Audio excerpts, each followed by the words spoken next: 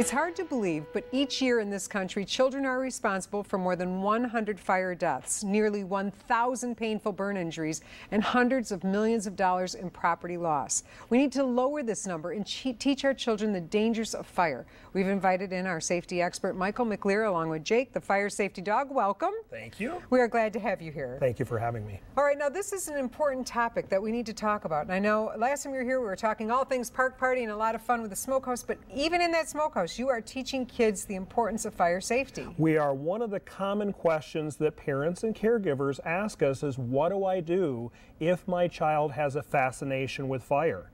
And that's a question that I think a lot of the viewers may have, and they just don't have the answers. So one of the things we need to look at is really making sure that families talk about fire safety proactively and together. Now, I know that some people might say, well, if I talk to my kid about it, maybe I'm going to be giving them ideas, so maybe it's better to say nothing. Well, as we raise children, children are introduced to fire at an early age. Birthday candles on a birthday cake. Exactly. So again, they're brought up with fire is fun, fire is festive, and fire is familiar. They're not aware of the dangers.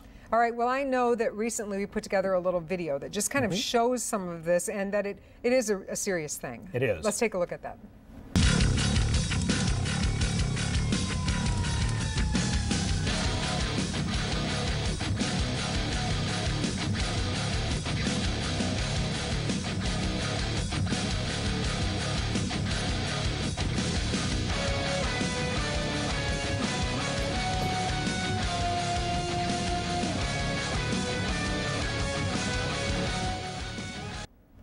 I think the messages in this are so important. So how do we begin a conversation with our kids about the dangers of fire? Well, first we need to, as parents or caregivers, as adults, we need to make sure that we're following proper modeling. We need to make sure we're securing matches and lighters, tools, and teaching that they're only tools for grown-ups. If young ones find matches or lighters, come tell a grown-up. Too many times we have parents or caregivers that will talk about, well, I have my child go and get my cigarettes or my matches or lighters, and that's not a safe choice because we're teaching young children at an early age that it's okay to use fire and they can't anticipate what might go wrong.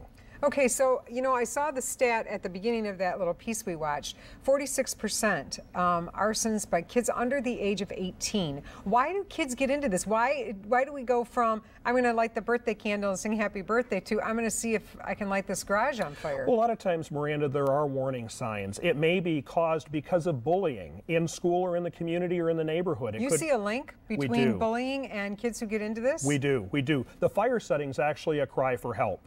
We also see families that may have some turmoil within the family, maybe a blended family. Maybe we're having a stepchild that's causing harm or abusing, or a family member that's abusing the individual who's setting the fire. Maybe, again, there's been a family that's been displaced through home foreclosure and they're moving into a new neighborhood and a new community, or they've had a loss of a loved one or a pet. Those are all reasons why, and many more, that children may reach out and use fire or engage in other high-risk taking behavior.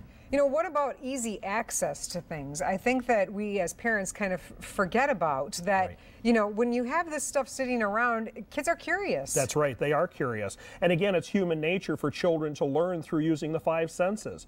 But we need to make sure that we're providing proper supervision. The majority of our incidents occur after school, and it's before parents and caregivers are home to watch out for those children. So making sure we're teaching, making sure that we're working collaboratively and proactively, and understanding there are resources in the greater Grand Rapids and greater Kalamazoo areas to reach out and help address these problems. We have well-trained people and programs that can help on those early stages of youth fire setting. Burn carpet marks, things like that we may see in the bedroom. More often than not, the bedroom is that area where children will engage in the experimentation.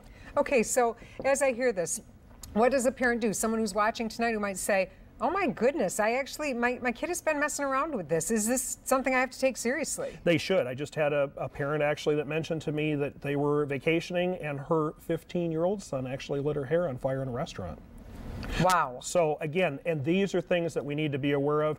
We're all in this together. This isn't something that parents should be ashamed of. This isn't something that only happens to one family. It can happen to anyone at any time, and we have trained professionals within the fire service and our mental health communities that have the answers and can really get to the root of the problem.